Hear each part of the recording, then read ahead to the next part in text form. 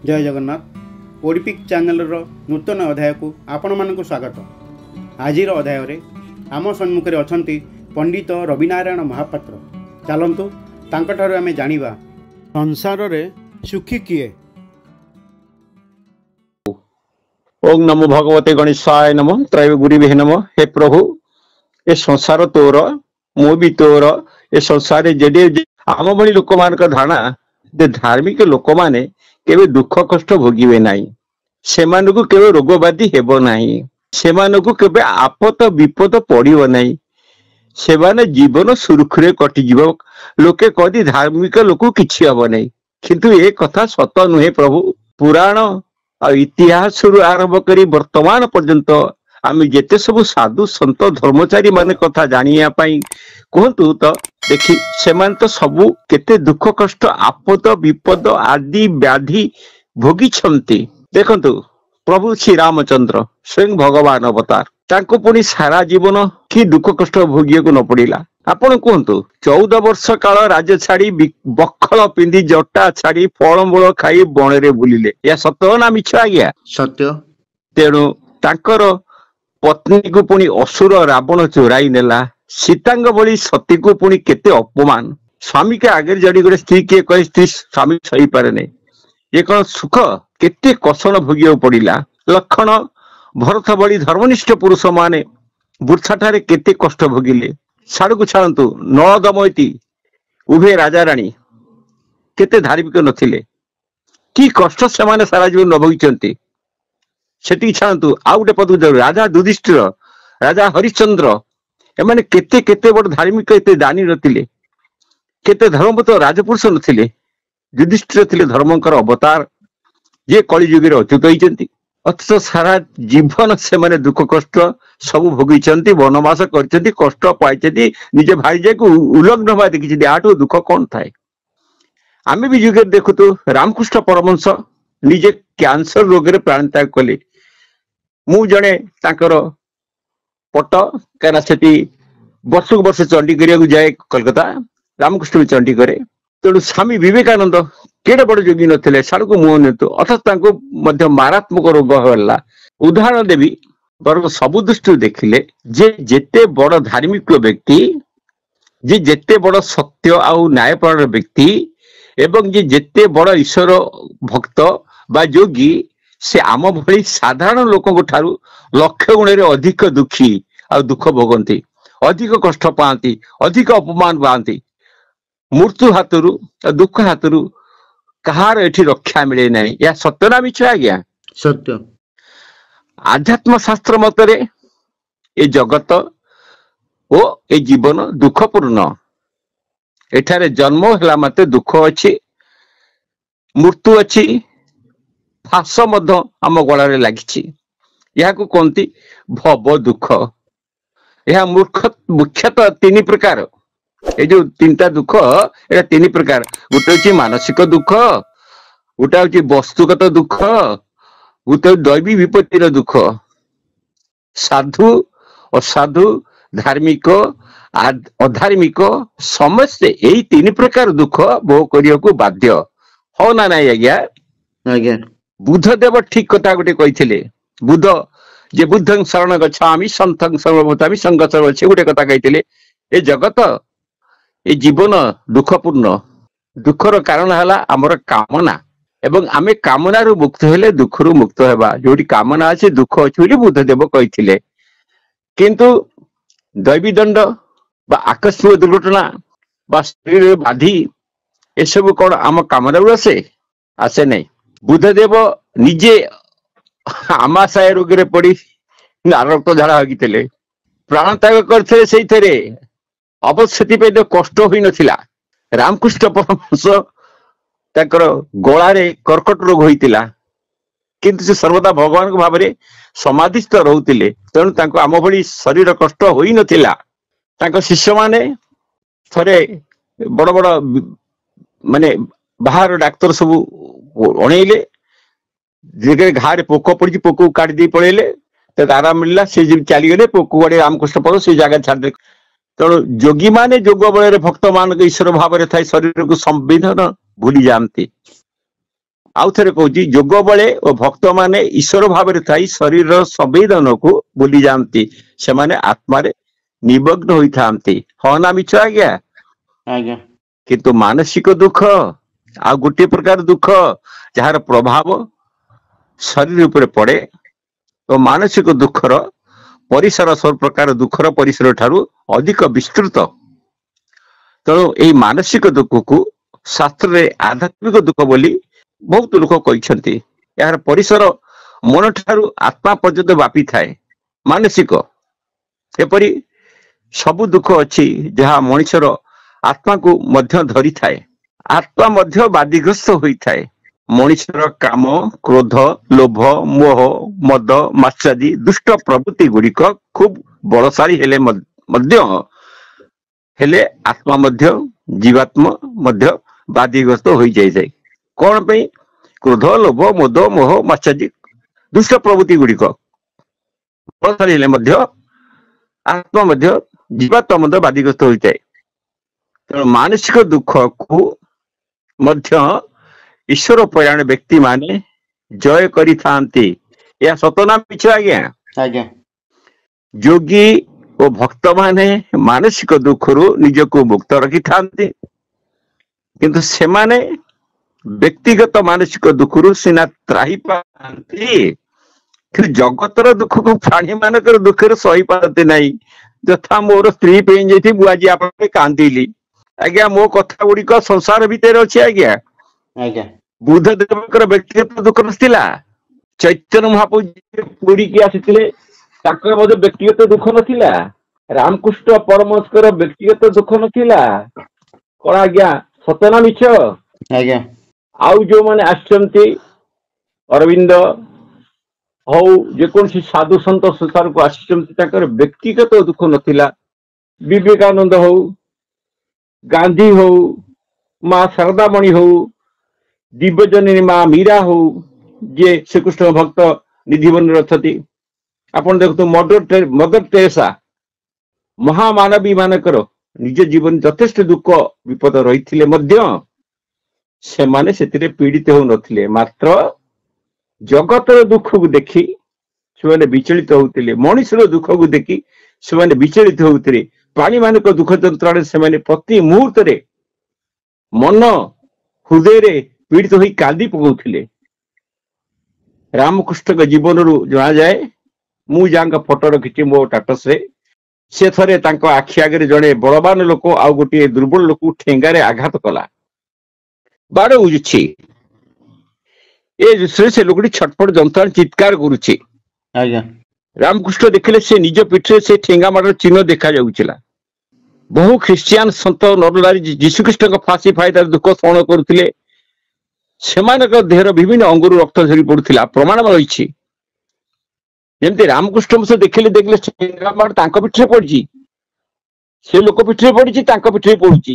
ଆଜ୍ଞା ତେଣୁ ଯୀଶୁଖ୍ରୀଷ୍ଟକୁ ମାନେ ମିଛରେ କଣ୍ଟା ବାଡେଇଥିଲେ, ସେତେବେଳେ ବହୁତ ଖ୍ରୀଷ୍ଟିଆନ ସନ୍ଥ ନାରୀ ଯୀଶୁଖ୍ରୀଷ୍ଟର ସମୟରେ ଅଙ୍ଗୁରୁ ରକ୍ତ ଝରି ପଡୁଥିଲା। ଏ ପ୍ରମାଣ ରହିଛି। ବୁଦ୍ଧଦେବକୁ ଦେଖନ୍ତୁ, ପ୍ରାଣୀଙ୍କ ଦୁଃଖରେ ଉଦୟ ମନ କାତର ହେଉଥିଲେ, ମାନେ ପ୍ରାଣୀ ମାନଙ୍କ ପାଇଁ ନିଜ ସିଦ୍ଧି ନିର୍ବାଣକୁ ମଧ୍ୟ ପରିତ୍ୟାଗ କରିଥିଲେ। ଆଉ ଗୋଟେ ସତ କଥା, ମହାନ ସନ୍ଥ କବି ମାନେ ଏହିପରି ବିଶ୍ୱ ଦୁଃଖରେ ମର୍ମାହତ ହୋଇଛନ୍ତି। ବିଶ୍ୱକବି ରବୀନ୍ଦ୍ରନାଥ ଠାକୁରଙ୍କ କଥା ଦେଖନ୍ତୁ, ସେ ଆମର ସନ୍ଥ କବି ଭୀମ ଭୋଇଙ୍କ କଥା ଦେଖନ୍ତୁ। ଯୋଉମାନେ କବି, ଯୋଉମାନେ ବିଶ୍ୱକବି, ତାଙ୍କ ମନ ହୃଦୟ ଏପରି ଅନେକ ଦୁଃଖରେ ଦେଖିଲେ ସେମାନେ କରଚି ହଉଥିଲା ବା କାଟି ପକଉଥିଲା ତାଙ୍କ ମନକୁ। ଆଚ୍ଛା ନନା, ଆଜ୍ଞା ଇଏ ତ ଆପଣ କହିଲେ ସମସ୍ତେ ସମସ୍ତଙ୍କ ଲାଇଫରେ ସମସ୍ତେ ଦୁଃଖ ଭୋଗିଛନ୍ତି। ଆକ୍ଚୁଆଲି ଏମାନେ ଯଦି ମାନେ ଗୋଟେ ଦିବ୍ୟ ପୁରୁଷ, ଯାହା ଯାହା ନାଁ କହିଲେ ଆପଣ, ଏମାନେ ସବୁ ଦିବ୍ୟ ପୁରୁଷ। ଏ ଦିବ୍ୟ ପୁରୁଷ ମାନେ ଫିର ବି ଭଗବାନ ଦିବ୍ୟ ପୁରୁଷ ଆମେ କାହାକୁ କହିବା? ଯଦି ଭଗବାନଙ୍କ ପୁତ୍ରକୁ ବି ଦିବ୍ୟ ପୁରୁଷ ହିସାବରେ ଆମେ ଗଣନା କରୁଛୁ। ସେମାନେ ଯଦି ଭଗବାନଙ୍କର ପୁଅ ହେଇକି ଯଦି ଦୁଃଖ ଭୋଗିଲେ, କାହିଁକି ସେମାନେ ଦୁଃଖ କାହିଁକି ଭୋଗିଲେ? ପ୍ରଭୁ ତ ତାଙ୍କୁ ସୁନ୍ଦର କଥା ଆପଣ ପଚାରିଛନ୍ତି। ଏ ସଂସାରକୁ ଯୋଉମାନେ ଯୋନି ଜନ୍ମା ହେଲେ, ଯେହେତୁ ତାଙ୍କ ବିଜୟରେ ରଜ ବିଜୟର ସଂଗଠନ ରହିଛି, ସଂସାରକୁ କିଛି ଲୋକ ଶିକ୍ଷା ଦେବା ପାଇଁ, ସଂସାରକୁ ଅଚେତନ ମଣିଷକୁ ସଚେତନ କରିବା ପାଇଁ से सब दुख भोगी सब रोग भोगी या सत्य ना मिछ आज्ञा सत्य तेणु केबे किए केउ प्रकार दुख भोगी से अवश्य तारतम्य रही कौन धार्मिक और ईश्वर परायण लोक मैंने निजर दुख को बड़ बोली भावती नहीं निज दुख को विश्व दुख सगे मिसाई दियंती फल से दुख भितर से भगवान को पाई था गोटे देखो गोटे सुधमा गरीब गोटे विदुर गरीब गोटे कुंती द्रौपदी महादुखिनी थिले आपण जानते सुदामा भाया गरीब किए अच्छी ना विदुर भाया गरीब किए थिला ना कुंती द्रौपदी गरीब दुखिनी किए थिले नहीं किंतु दुख भितर से माने ईश्वर को पाई थिले ईश्वर को प्रेम थिला आध्यात्म शक्ति थिला जहा आज आपण प्रति मोर जागृत होईची कृष्ण का प्रेम कृपा प्रत्येक करथिले कृष्ण जो प्रेम कृपा से प्रत्येक करथिले आसी पाखकू राधा युधिष्ठिर भाई और पत्नी सहित जो 13 वर्ष 14 वर्ष वनवास भोग करथिले आपण जानचंती आज्ञा तांको भीतर एक परिपूर्ण भाव थिला सेही परिपूर्ण भाव भीतर सत्य रहितिला धर्म रहितिला सेति पई से कुष्ठ भी थिले तेणु से राति रे आराम रे सोई पारुथिले मात्र हस्तिनार राजसिंहासन पई दुग्ध फेण निभ सज्जारे भी दुर्योधन को राति निद होउनतिला कहीं कहले से तुली तपस्व आसपे शोची गदी रे किंतु ताकू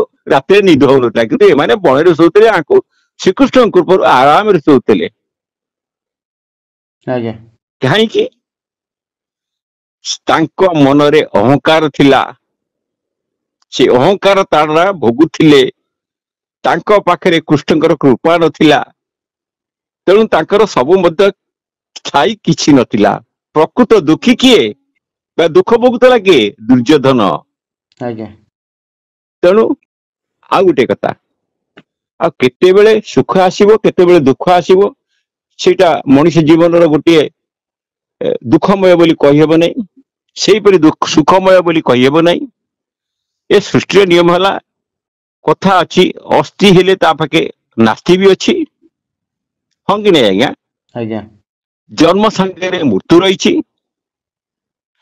आलुओ संगे अंधार रही सत्य संगे मिथ्या रही मंगल सागरे अमंगल रही सुंदर संगे कुचित रही सेहीपरि सुख सहित दुख मध्य रही या सतना आज्ञा सत आमे जदि सुख चाहिए तो दुख निश्चय हमको भोगिया को पड़िबो आज्ञा एहीपरि केतेक मनुष्य अछंती जो माने दुख मध्य चाहती मनोविज्ञान से को आत्मपीड़क और परपीड़क बोली कुआ जाइछि अच्छा ताले दुख रु माने केमिति जने साधारण मनुष्य हां हां दुख अनुभव करिवो केवल साधारण मनुष्य साधारण मनुष्य आपण कहले सब दुख भोगिबे समस्त मन रे दुख अछि समस्त जीवन रे दुख अछि ताले जने दुख केमिति लाघव करिवो कहवा आगु कास आज्ञा निजको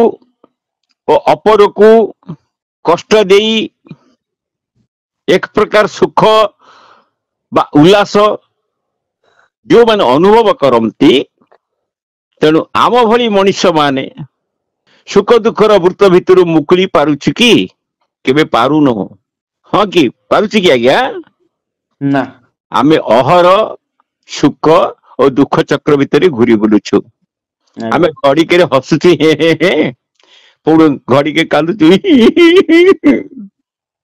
एक कथा निश्चित जे आमे जहा चाहिबू ताहा जदि आमे पाऊ तेबे तार विपरीत विषयटी मध्ये आम पाखे छाए छाए आसी पहुंची जीव आज्ञा आमे वर्तमान जदि किछि पाइबाकू पाई गलु ए पर मुहूर्त रे हमकू आउ गोटे किछि हरेबाकू पड़िबा आज्ञा आज्ञा एपरि कि आमे भगवान को चाहिए शैतान भूत भी पड़े आसो आम पाखक आज्ञा तेणु आमे गोटे पेटे धनी हेले आउ गोटे पक्षे दरिद्र होइथिबा आमर एठी कहार कान अछि तो ता पाखरे सुना नाही କାହାର ସୁନା ଅଛି ତ ତାର କାନ ନାହିଁ, କାନ ଭଗର ହରେଇ ଦେଇଛନ୍ତି। ଆଜ୍ଞା କାହାର 5 ମହଲା କୋଠା ଅଛି ତ କାହାର ଭଙ୍ଗା ଚାଳ ବି ନାହିଁ, ରୋଡ ଉପରେ ଶୋଉଛି। ଆଉ ଯୋଉଠି କୋଠା ଅଛି ସେଠି ଲୋକ ନାହାନ୍ତି, ଭୂତ ଖେଳୁଛନ୍ତି। ଆଉ ଯାହାର କିଛି ନାହିଁ ତାର ଘରେ ଲୋକ ହାଉ ଯାଉ ଲୋକ, ରହିବାକୁ ଘର ନାହିଁ। ଆଜ୍ଞା କାହାର ପୁଣି ଧନ ଜନ ଗୋପ ଲକ୍ଷ୍ମୀ ସବୁ ପରିପୂର୍ଣ୍ଣ ଭାବରେ ରହିଛି, କିନ୍ତୁ କାହା ସଙ୍ଗେ ମନ ମିଳୁନାହିଁ। ତେଣୁ କେହି କିଛି ଭୋଗ କରିପାରନ୍ତି ନାହିଁ। ଏହିପରି ଭାବେ ଏ ସଂସାରରେ ଓ ଜୀବନ ବଡ ବିଷମ ବେପାର। ଏଠାରେ କୌଣସି ଗୋଟେ କଥାକୁ ତୁମେ ସ୍ଥିର କରି କହିପାରିବ ନାହିଁ, କହିପାରିବେ କି? ନା ସେଥିପାଇଁ ଆମ ଭଳି ସାଧାରଣ ଲୋକମାନେ ଏସବୁ ସୁଖ ଦୁଃଖର ନିତ୍ୟ ସନ୍ତୁଳି ହୋଇଥାନ୍ତି। ଯୋଉ ସାଧାରଣ ଲୋକ ତ ଆପଣ ପଚାରିଥିଲେ, ମୁଁ ସେଇ ଉତ୍ତରଟା ଦେଲି। ସେଥିପାଇଁ ଆମ ଭଳି ସାଧାରଣ ଲୋକମାନେ ଏଇ ସବୁ ଦୁଃଖ ଆଉ ସୁଖର ନିତ୍ୟ ସନ୍ତୁଳି ହେଉଥାନ୍ତି। ତେଣୁ ଆମ ଦେହ କେତେବେଳେ ଥଣ୍ଡା ବରଫରେ କୋଳପ ମାରିଯାଉଛୁ, କେତେବେଳେ ଡହ ଡହ ତାତିରେ ଆମେ ଫୁଟୁଛୁ। ଆଜ୍ଞା ମିଛର ସତ ଆଜ୍ଞା। ଆଜ୍ଞା ତେଣୁ ଆମେ ସବୁବେଳେ ସତ୍କର୍ମ କଲେ ବି ଯାହା ଆମର ଅଛି ସୁଖ ଦୁଃଖ ଆଲୁଅ ଅନ୍ଧାର ତା ନିଶ୍ଚୟ ଆମେ ଭୋଗିବାକୁ ପଡିବ। ଦେଖନ୍ତୁ ନିଆଁ ଧାସରେ ପଡି ଶରୀର ଫୋଟକା ହେଇଯାଉଛି, ହଁ କି ନାଇଁ ଆଜ୍ଞା? ଆଜ୍ଞା କୁହନ୍ତୁ। କିନ୍ତୁ ଆମ ଭିତରେ ଯୋଉମାନେ ଯୋଗୀ, ଯୋଉମାନଙ୍କୁ ଶ୍ରୀମଦ୍ ଭଗବତ ଗୀତାରେ ସ୍ଥିତପ୍ରଜ୍ଞ ବୋଲି ଭଗବାନ ଶ୍ରୀକୃଷ୍ଣ କହିଛନ୍ତି ଅର୍ଜୁନକୁ, ସେମାନେ ସର୍ବଦା ଧୀର ସ୍ଥିର ଓ ପ୍ରଶାନ୍ତ ଚିତ୍ତରେ ରହିଥାନ୍ତି। ସେମାନେ ବରଫ ଭିତରେ ଯେମିତି ସ୍ଥିର, ନିଆଁ ଭିତରେ ବି ସେମିତି ସ୍ଥିର, ଆଉ ଯେତେ ଦୁଃଖ ଆସିଲେ ବି ସେମିତି ସ୍ଥିର। ଗୋଟେ ମଶା କାମୁଡ଼ିଲେ ସେ ହଲିବେ ନାଇଁ, କାଇଯା ରକ୍ତ ଖାଇଯା, ଗୋଟେ କାମୁଡି ଦିଅନ୍ତୁ ଖାଇବେ ନାଇଁ ଚାଇଯା। ସେମାନଙ୍କ ସୁଖ ବା ସ୍ପୃହା ନଥାଏ କି ଦୁଃଖରେ ସେମାନେ ଉଦ୍ବିଗ୍ନ ହୁଅନ୍ତି ନାହିଁ, ସେମାନଙ୍କୁ ମହା ଆନନ୍ଦ ଉଛୁଳି ଉଠେ। ଆଜ୍ଞା ତେଣୁ ମହା ଦୁଃଖରେ କାତର ହୋଇ ପଡନ୍ତି ନାହିଁ। ତାଙ୍କ ହାତରେ ସୁନା ମୁଣ୍ଡାଟା ପଡିବ ନା, ସେ ଆନନ୍ଦରେ ମାନେ ହସନ୍ତି ନାହିଁ ବା କୁରଳି ଉଠନ୍ତି ନାହିଁ, କିମ୍ବା ତାଙ୍କ ହାତରେ ପଥରଟା ପଡିଲେ ବି ସେ କଷ୍ଟରେ ଚଇକି ଉଠନ୍ତି ନାହିଁ। ସେମାନଙ୍କର ଗଳାରେ କିଛି ନାହିଁ କି ଆସିଲାରେ କିଛି ନାହିଁ, କିଏ ଗଲା କିଏ ଆସିଲା ସେ ଦେଖନ୍ତି ନାହିଁ।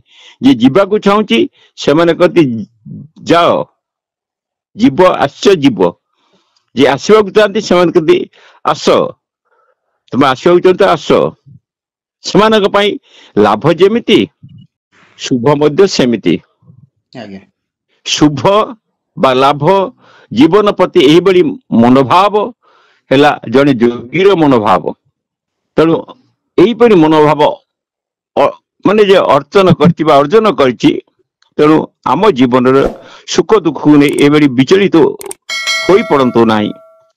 ଯେଉଁମାନେ ଏଇ ସବୁ ପାର୍ଥିବ ସୁଖ ଦୁଃଖର ବହୁତ ঊର୍ଦ୍ଧ୍ୱରେ ରହିଥାନ୍ତି, ସେମାନେ ସଂସାରରେ ସବୁ କାର୍ଯ୍ୟ କରନ୍ତି, ସବୁ ସହିତ ସମ୍ପୃକ୍ତ ସଂଶ୍ଳିଷ୍ଟ ମଧ୍ୟ ଥାନ୍ତି, କିନ୍ତୁ ଏକ ଧରଣର ଦାର୍ଶନିକ ଉଦାସୀନତା ବା ନିର୍ଲିପ୍ତତା ଭାବକୁ ମଧ୍ୟ ସେମାନେ ଆୟତ କରିଥାନ୍ତି। ସେମାନେ ଜାଣିଥାନ୍ତି ଯେ ଏଇ ସବୁ ସୁଖ ଦୁଃଖ କୌଣସି ସ୍ଥିର ନୁହେଁ କି ସ୍ଥାୟୀ ନୁହେଁ, ଈଶ୍ୱର ହିଁ ଏକମାତ୍ର ସ୍ଥିର ଓ ସ୍ଥାୟୀ।